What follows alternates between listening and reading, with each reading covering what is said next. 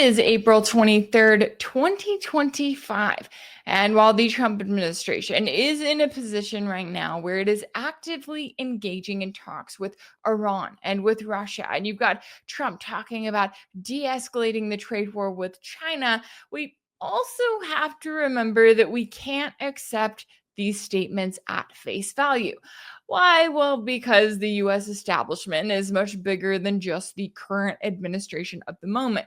They have plans for war with Iran and Russia and China that go back years. They have a number of policy papers that talk about exactly the way that US foreign policy is unfolding right now. And yes, that even includes a situation where the US engages in talks with Iran and then plans to let or to encourage Israel to carry out an attack directly against Iran, while the US acts like it's hands off when we all know that the US is not hands off whatsoever when it comes to anything that Israel is doing in the Middle East.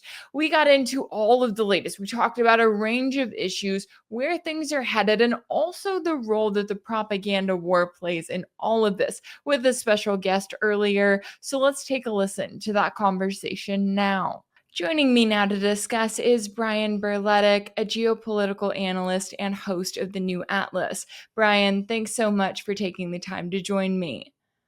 Thank you so much for having me back.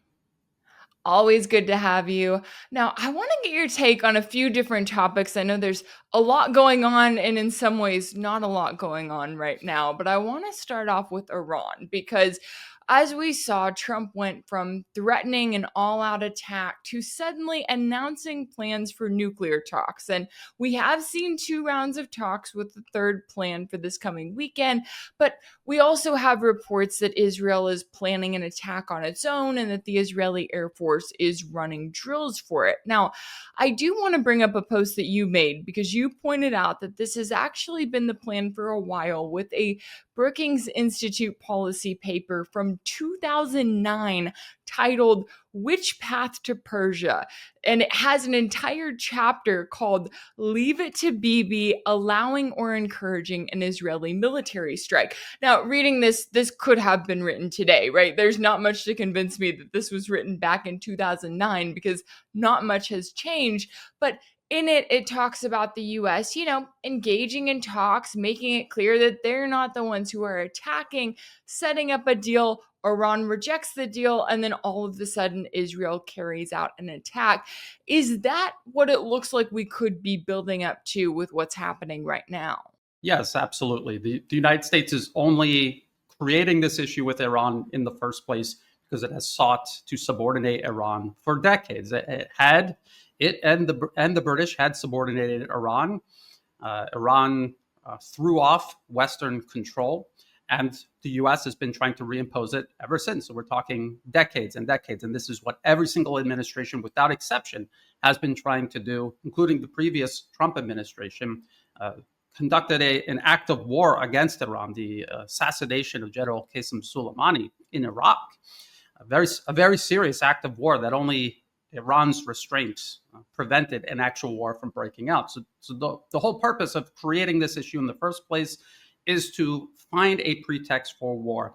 The United States wants to frame this in a way that it appears to be the one acting rational. President Trump is the peace president, despite him burying the rest of the region with U.S. bombs, either with U.S. planes or Israeli planes. And then this whole narrative where President Trump wants peace, but Israel is thinking about carrying out an attack all on its own. These attacks are only possible if the U.S. assists Israel. In that 2009 policy paper, it says allowing or encouraging. There's a very distinct difference between allowing and encouraging. Allowing means openly greenlighting it and openly supporting it. Encouraging means doing it behind the scenes while you yourself try to distance yourself, create plausible deniability. And this is what I say all the time to people watching current events unfold. All of this is written in policy papers. This is something too big to just wing it day to day. These are policies that are put not just to one document, but to many, many papers. The people going in and out of these administrations and the think tanks, there's a revolving door there. They're the ones pushing all of this policy along. President Trump, President Biden, most of all, an example of just an empty vessel, just signing off on everything, not completely unaware of what is going on. But President Trump also, to a certain extent, he thinks Spain is the S in BRICS. So he's not a guy making decisions and coming up with ideas. He's just signing off on what is put in front of him. And I encourage people to find this document. It is for free. It is public. It wasn't like it was leaked or anything. And this is all the think tanks do. And they do it with such confidence because they know average people are emotional and they are going to be driven by their emotions, headlines, public statements. And that's what's going to send them into their respective directions.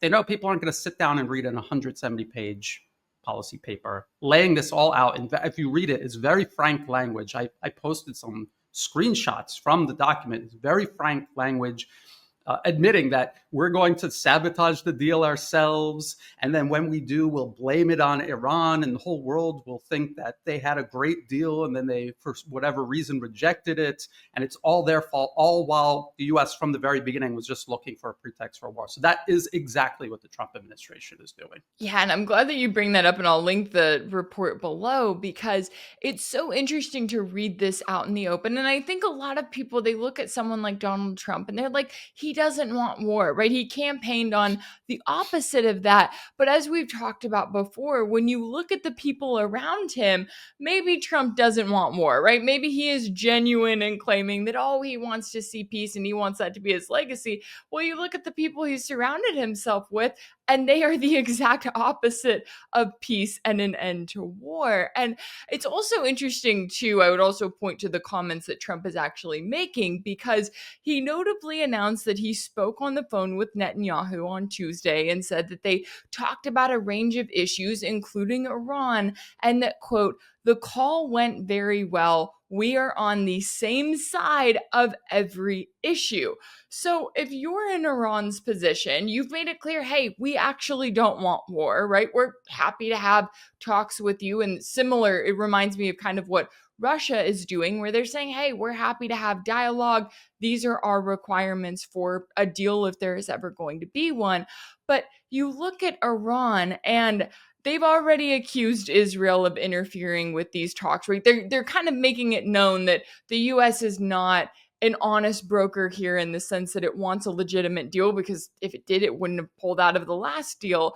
But you also have Iranian officials in Beijing this week to brief Chinese officials on these talks that are happening with the US. They did the same thing with Russia last week. Iran is making it clear who their allies are and the ways in which they can retaliate if they are attacked. So how do you view this buildup where we know that the US wants to attack? We know that there are going to be serious consequences if they do, but it's like the US is still pushing for it anyway. Yes, and I think for Iran, it's a mistake to claim that Israel's interfering in American peace talks. There are no American peace talks. It is the illusion of a peace talk, and this is laid out again in the policy papers. So what the United States is trying to do is, again, create a pretext and make it as if it was Iran who desperately wanted nuclear weapons. The most interesting thing is, if you read this policy paper, there was another one from Rand Corporation, I think also 2009. And again, it could have been written yesterday. And they talk all about Iran's nuclear program. They admit that Iran does not want nuclear weapons for proliferating it to non-state actors. They don't want to use it offensively. It is purely defensive in nature. It is a deterrent. And more than that, they admit that Iran would prefer not to even have nuclear weapons, just have the ability to create them. And if that could be a deterrent, they would prefer that than actually having a bomb. And when you're reading this in a US policy paper where they are drawing up plans to unprovoked war with Iran, to commit regime change and subordinate Iran to American interests, and they're admitting that Iran is not a threat. It's not a threat to the United States. It's not a threat to US proxies in the region, including Israel. They're admitting this. And you read this, and then you can see that with very clear eyes just how one-sided all of this is, and how it is the US driving this, and how they are leveraging people's prejudice. A lot of people just I'm not a supporter of the Israeli government or the military. What they do is on par with what Ukraine has been doing to the Donbas region, but just much longer on a larger scale. And it's an abomination. But people's hatred for Israel because of that blinds them from stepping back and looking at the big picture. And a lot of people will say, and you talked about Iran talking with Russia and China. A lot of people have to understand this is not the US fighting a war for Israel because Israel's politically captured Washington. Zoom out, look at the big picture. This is America's war on multipolarism. Iran is one of the central pillars to this emerging multipolar world. The U.S. is waging war on Ukraine, or on Russia through Ukraine, but I guess you could also say they're waging a war on Ukraine too. And they're militarily encroaching upon, encircling, and trying to contain China in the Asia Pacific region. So this is not just about Israel and Iran, or Israel and its desires over the region. This, zoom out and see the big picture. This is an American war on multipolarism. The war on Iran is just one part of it. Yeah, and that's an interesting point that you bring up, because you're right. I don't see a lot of people making this argument. And I think part of that is, hey, Israel is the most useful bad guy because they are a bad guy, right? They're carrying out an all-out genocide against the Palestinians right now, and they're happy and willing to do that. They've made it very clear in the, statements that they have made that have shown clear genocidal intent. And when you're talking about zooming out, it also makes me think of Syria, right? I mean, we look at what the US has done to Syria, the conflict that they intentionally created there years ago, the suffering that they took the Syrian people through, and what they've accomplished, right? They accomplished regime change in Syria. They didn't happen overnight, but it did happen eventually. Do you think that that is also kind of played into fueling the fire of thinking, hey, we can get Iran next, right? Look at all that we've accomplished. That's the next thing on the chessboard. And also kind of this concern that, hey, yeah, Iranian officials can be going to Russia and China, but do we have a concrete example that Russia and China are going to stop in and stop this directly? Well, I don't necessarily know that we do at this point. I would actually say Russia and China not only won't, they cannot. They don't have the ability to do this. China does not have a military capable of projecting military power to the Middle East. And while Russia has a very limited ability to do this, we saw it in Syria, and we saw how that turned out. They are heavily invested, and they have prioritized Ukraine above all other commitments. And this is by design. The United States has another policy. The Rand Corporation has another policy paper titled Extending Russia. It's all about creating multiple fires all along their periphery and forcing them to overstretch themselves so that they're not able to commit to any one particular area, focus on and put out the fire, create all of these fires, overextend them, and precipitate a Soviet Union-style collapse. Now, with Iran, I would say they're trying to buy time. I don't think they believe for even a moment the U.S. wants peace with them. But as long as they can keep the U.S. talking, that is time. I guess the U.S. isn't bombing them, and what they are probably trying to do is try to appear to the world to be the more reasonable party, to demonstrate to the world that they want diplomacy, they don't want war, which is something the U.S. is going to try to portray them as seeking. And we've even seen Israel strike Iran, strike their consulate in Syria, strike Iran itself. And we've seen the restraint demonstrated by Iran. Now, you mentioned Syria. This was also in the policy paper. They said a prerequisite for war on Iran is eliminating its proxies. So Syria was mentioned.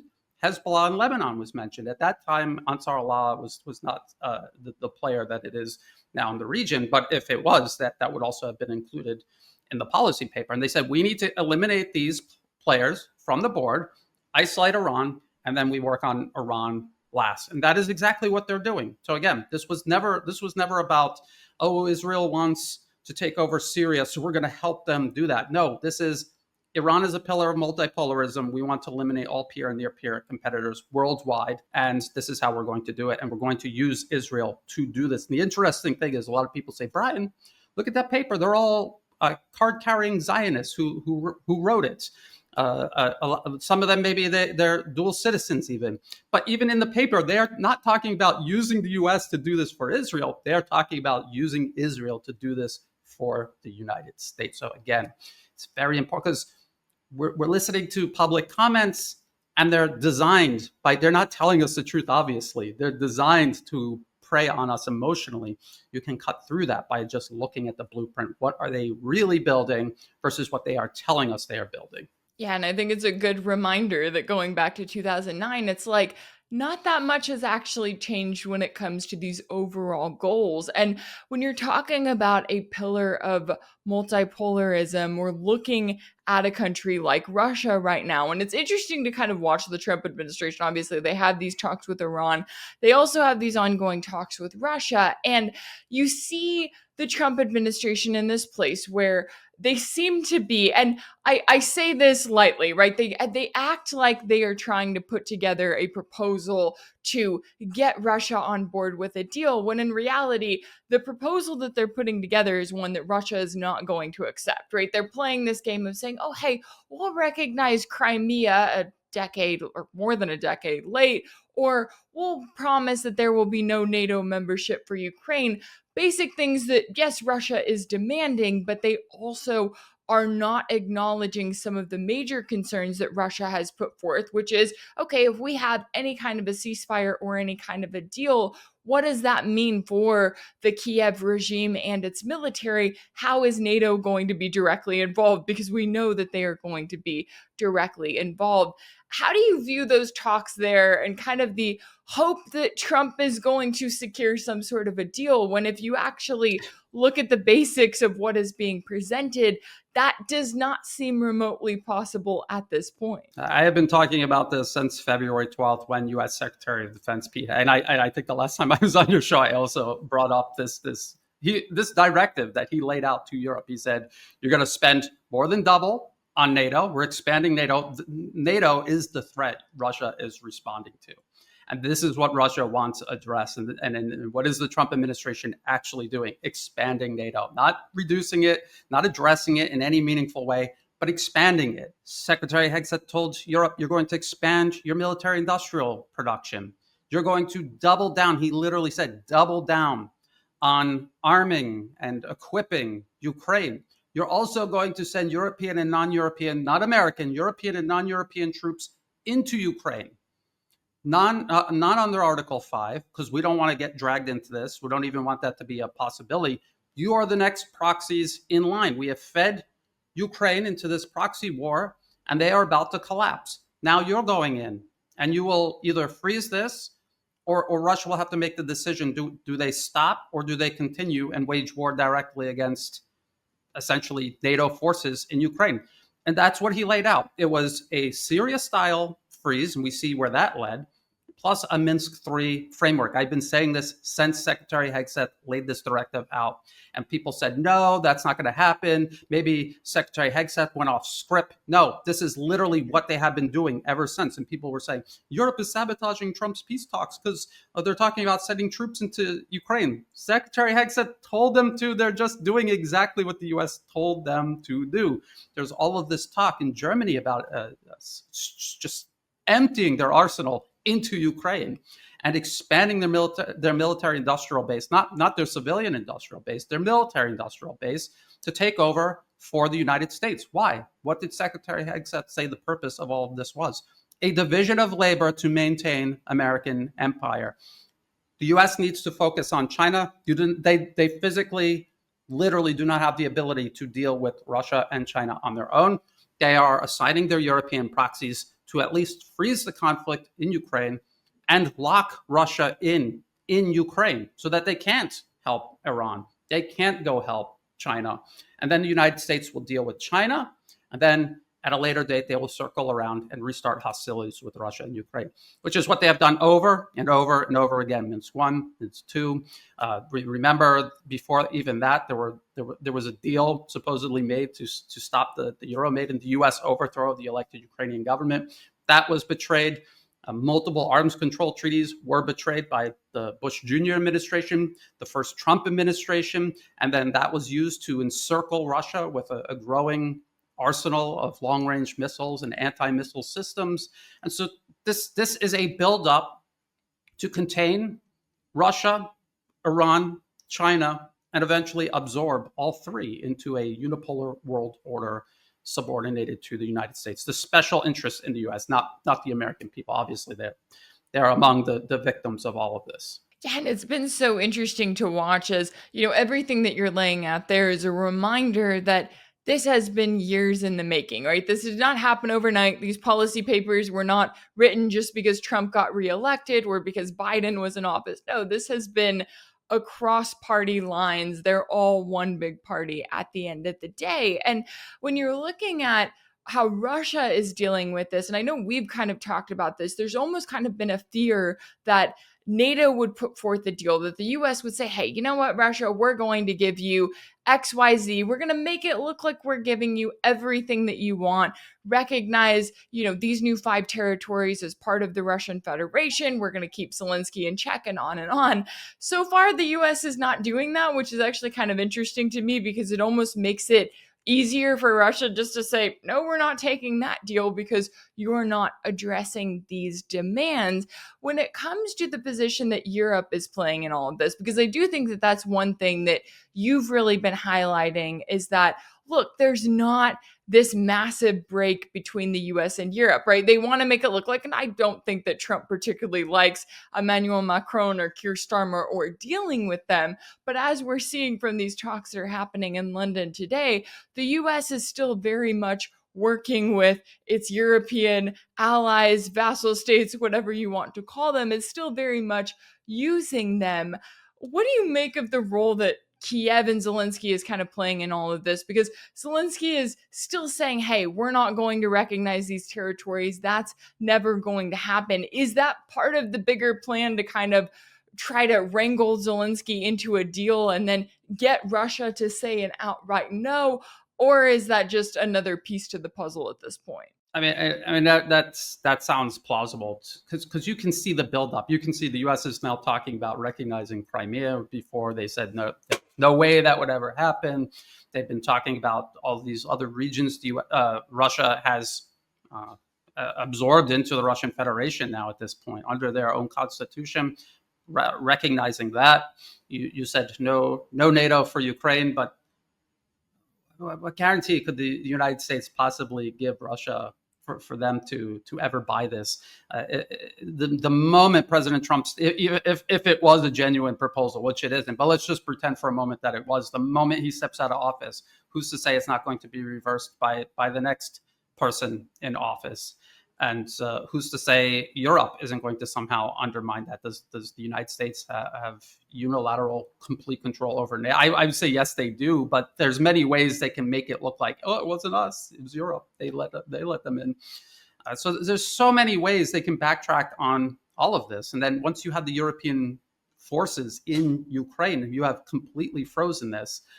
And if you corner Russia and force them to make a commit to a ceasefire, it will be so much more difficult for Russia to restart hostilities with European troops there in Ukraine. It's not impossible, but it would be very difficult on all levels, militarily, diplomatically, politically, economically. It would be very difficult. Now, you were talking about this developing deal that the U.S. is offering Russia without ever actually touching on the core of the issue. This is a U.S. war on Russia, and the U.S. is pretending that it's some sort of mediator between Russia and Ukraine. It's America's war, and they are fighting it through Ukraine. And the U.S. could end it at any moment. There's no reason for the U.S. to be fighting this war in the first place. It has crossed an ocean and half a continent to start this war with Russia. And as you said, over many, many years, this was since the end of the Cold War. 2004, there was an admitted attempt by the U.S. to overthrow the government in Ukraine. Then they overthrew the government of Georgia the year before that. They built it up and had Georgian forces attack Russian forces in 2008. And then they did the exact same thing successfully with Ukraine from 2014 up to where we are right now. So it's so obvious what they're actually trying to do. Now, again, I hate to keep going back to the policy papers, but in the one regarding Iran. They are talking about offering Iran a superb deal. That's the term they use, a superb deal, one so great. And Iran would reject it because they know they're being lied to, but the rest of the world won't know that because of the influence Western media has over the global public. And it would look as if Iran was rejecting this deal because they were intent on obtaining, not just obtaining nuclear weapons, but for all the wrong reasons. And this is exactly what they're setting Russia up for right now. When we listen to U.S. Secretary of State Marco Rubio say, we're trying so hard for peace and they're just being so difficult. And if they don't agree to something, it's your war. It is your war. But he's saying if they don't agree to something in the next couple of days, we're just going to wash our hands of our own war that we started and we could end. And so it's so obvious. You could see it from a mile away. This is what they are setting up. I don't know how far they're going to go with this act. This, like you said, they are pretending that there is some sort of divide between Europe and the United States. President Trump is in charge of nothing. So it doesn't matter if European leaders like him or not. He's not the one coming up with these ideas and telling them to do it. The unelected special interests that run both sides of the Atlantic are telling them to do this. So will they have Ukraine finally say, okay, we agree to everything, and they put Russia in this impossible position where they have to say, no, because we know you're lying to us, but the rest of the world isn't going to see it that way because of the influence the West still has over information. Yeah, I feel like if Marco Rubio is the one saying we really want peace, then that's got to be the biggest signal that he does not mean what he says. I do not buy the Rubio makeover. I'm like, no, this guy has been. Yeah, I don't want to interrupt, but when he's talking about peace with Russia, you could see on his face he's just barely holding back like a smile or just outright laughing. He's lying. He's just lying straight through his teeth.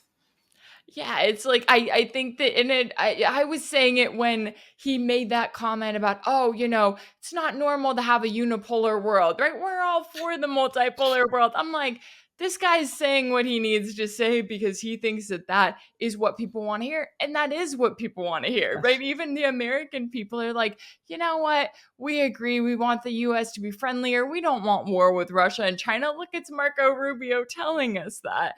And alas, now we're kind of seeing his true colors coming out a little bit, which we all should have known because obviously he's been in the public eye and has been a very vocal proponent of never meeting a war he didn't like. Now, Yes. Speaking of the other side of that coin, we of course have to talk about China because you have the Trump administration in this place where they decided that they wanted to escalate this trade war with China. They get tariffs up to 145%. And now you have U.S. Treasury Secretary Scott Bessent admitting in a speech that the ongoing tariffs are unsustainable, saying that he expects a de-escalation. Trump has kind of said a version of this. And I know that you've been covering the fact that, look, the US is painting itself into a corner here, right? It's isolating itself from the rest of the world because not only is China not entirely reliant on trade with the US, but China has a lot of other countries it can trade with. Oh, and on top of that, Trump is also putting tariffs on countries around the world. So it's making the US look more unstable while making China look like a very stable trading partner that countries around the world can work with. How do you view the current state of the trade war? Is there room for quote unquote de-escalation? And are we supposed to buy that at all if we do see the US and China pull back on these tariffs? I think people have to be, and myself included, we have to be very careful about all of this. And we cannot just say, oh, Trump is backing off, so victory for the multipolar world. That's very dangerous to do. A lot of people did that when the conflict in Syria froze, and look at how that ended. So I'm constantly warning people not to underestimate the United States. The United States has no intention of competing equally or outcompeting China. They know they cannot. It's impossible. And in many ways, these comments that you were just referencing, they're admitting this. But that's not their goal. Their goal is to knock China down to an equal or lower level than the US, not for the US to climb up and above and surpass China. That's their goal. And they are putting the pieces in place to achieve this. This obsession with the Panama Canal, Greenland, this was all done openly with Russian and Chinese maritime shipping in mind as a reason for doing it. The United States, under the Biden administration, just to prove how this is bipartisan, it's not a Trump policy, it's not a Biden policy, it's a deep state policy that both administrations and all administrations before that have upheld. Reorganizing the U.S. military and the U.S. Marine Corps in particular to be an anti-shipping force solely to operate in and around the Asia-Pacific region, or they call it the Indo-Pacific region. The U.S. military buildup in the Philippines, politically captured. So you were talking about how obvious it is that the U.S. is unstable, abusive, exploitative, and how stable and sound a partnership with China is. I'm in a country that has a close relationship with China. I can see with my own eyes material benefits this has for absolutely everybody in society here, from top to bottom. It would be in the Philippines' best interest to work with China, but they aren't. Why aren't they? And the answer is America's capacity to target and politically capture not just one nation, but many nations around the globe. All of Europe, for example, look at what they've coerced Europe into doing vis-a-vis Russia, and the destructive consequences that has had for Europe. They're doing the exact same thing here in Asia to Japan, to South Korea, to the Philippines, and then further south in Australia. And they have politically infiltrated and are attempting to still to this day politically capture nations like Thailand, where I'm based. I just saw the US-backed political party walking up and down the streets for local elections. They're still at it. They're still trying to worm their way into every aspect of life here to not just convince the capture it politically and at a policy level, but also manage public perception, to convince Thai people, just like they're convincing people in the Philippines, China's your enemy. And the collective West, which tried to colonize you, or in the Philippines case, the US literally colonized the Philippines. We're your allies and we're looking out for your best interests, and turning yourself into the next Ukraine. This is your future. This is how you're going to fight and defend your future. And it's insane, but it doesn't matter if it makes no sense, because once you politically capture a government, they do whatever Washington tells them, no matter what the cost is for the actual country itself. Ukraine is a living, or I should say dying example of this. And now they're doing this to the Philippines. They have been doing it to Japan, South Korea. The island province of Taiwan, which is actually under international law part of China, they're doing that to Taiwan. So it is a huge and growing problem. It doesn't matter that what the US is doing makes no sense and is unattractive if you look at it rationally or logically. Their ability to politically capture these countries short circuits that. Doesn't matter. They're going to go and do it anyway. So this is what the multipolar world is up against. They have to. I would say that the multipolar worlds, China, Russia, Iran, many other nations are working together to defend multipolarism, but I still feel like there's a deficit in exposing and dealing with U.S. political infiltration through media, protecting information space, education, political systems. This is still working in America's favor, and in order to really secure a multipolar future, the multipolar world needs to focus on this more. Yeah, and as you're laying it out there, it's making me think of why the propaganda war is so important to them, right? I mean, we see it all the time. People will go to China and they'll post videos and they'll say, this is what life is like here, right? These are the innovations or the things that they have in their society that the American people could not even begin to dream of, because that's just not a reality here in the US. Our government does not care about us. They do not care about our way of life, our streets, or anything like that. They care about, continuing US hegemony, continuing to make sure that the US is the dominant power around the world. And we're seeing that in the way that our industries have been run and how we've seen such a transition towards furthering the military industrial complex and on and on. But it also serves as a reminder of why there's so much pushback against conversations like the ones that we're having, right? And we saw this with Ukraine, where it's like, okay, the push needs to be Ukraine good, Russia bad. Don't talk about any context. Don't talk about how the US has played a significant role, how this is, as you were noting, the US war here, they are the dominant factor. And you look at the ways in which this is still being implemented, and I think social media has a big factor here. Elon Musk is a big factor there, right? Of convincing the people in the West, you are free, you have free speech, you can say whatever you want, just don't pay attention to all of the speech that we're not wanting you to talk about. When it comes to the role that kind of the propaganda war is playing in today's age, and really this illusion, right? This illusion that we are the good guys, we have it made over here, we have freedom, and all of those countries on the other side of the world that we're actively bombing, they are the ones that do not. How has that been an important pillar, and how do you think it will continue to play the central role in what the US is doing? Because I guess in some ways that's kind of all they have here. Well, yes, it's very powerful. In the United States, we know it's extremely powerful because you have huge percentages of the population that voted for President Trump and are still clinging to the hope that he's going to make good on all of his promises, even as he openly, blatantly, even bragging about how he's upturning all of them. But the U.S. propaganda war abroad, I think, is even more dangerous because I have watched it work its way into a targeted country, and I can see how it subverts the public against their own best interests. So they're cheering on a political process that is destroying their country, destroying their future. We watched this take place in Ukraine. That, like you said, it didn't happen overnight.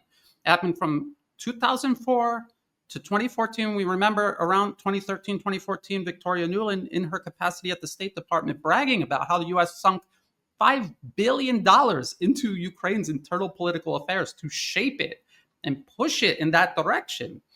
And then convincing the Ukrainian people that somehow Russia is their enemy, Europe is their future, NATO is their future, and to just dive head first into the wood chipper, a proxy war against Russia.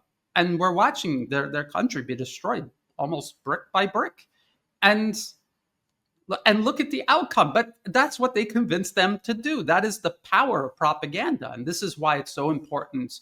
I mean, the alternative media, I think, I do this because I don't see the multipolar world doing enough, at a official government level to fight back against this. I'm glad that there's outlets like RT, CGTN, Sputnik. I'm glad they're out there, but there's so much more I think that they could and should be doing. I also look at countries like, say, Thailand. There's so much that they need to do to secure their own information space. And if you talk to people, they understand that what the U.S. is doing is an obvious threat, but they don't see Twitter, now X, Facebook, Meta, all of these social media platforms that are based in the U.S., ultimately controlled by the U.S., including the content on it. And the algorithm is the unseen hand, the invisible hand that is deciding what people see and don't see. And so they think, well, we put our content on there and it's the truth, and the truth will out. And no, it doesn't, because the algorithm hits the truth over the head, clobbers it, drags it down into the alley, and all people see is the lies. And it works, and it convinces people, and not because people are dumb, because they have a lot to do. They're busy managing their own lives. They have a certain bandwidth that they can commit to following politics. They don't have the ability to do it full time like we can, which isn't even easy to do, as you know.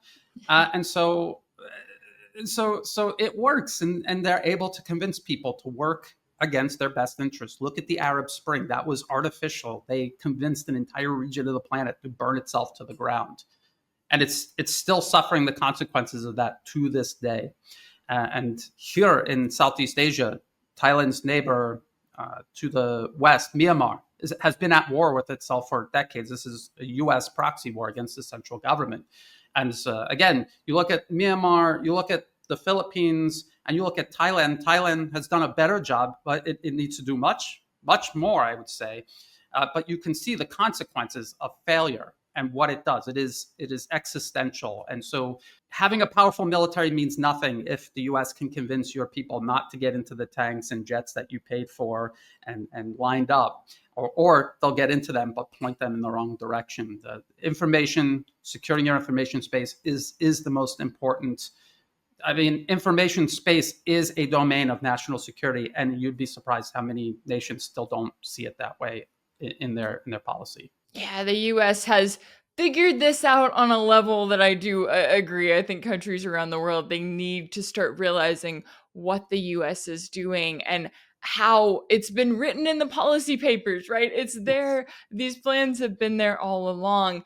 That needs to be common reading for a number of countries around the world that are dealing with the US and wondering why they're still being targeted, especially if the US is openly saying, hey, we want to talk to you, right? We want to make a deal, because as we've seen time and time again, that usually means the opposite, or it means that that specific country, as in the case of Iran, Russia, China, that the US is setting it up to be its next target. Certainly a lot at stake here all around. And I really appreciate you taking the time to join me today to break down all of the latest here. Brian Berletic, a geopolitical analyst and host of the New Atlas, thank you so much for your time and insight.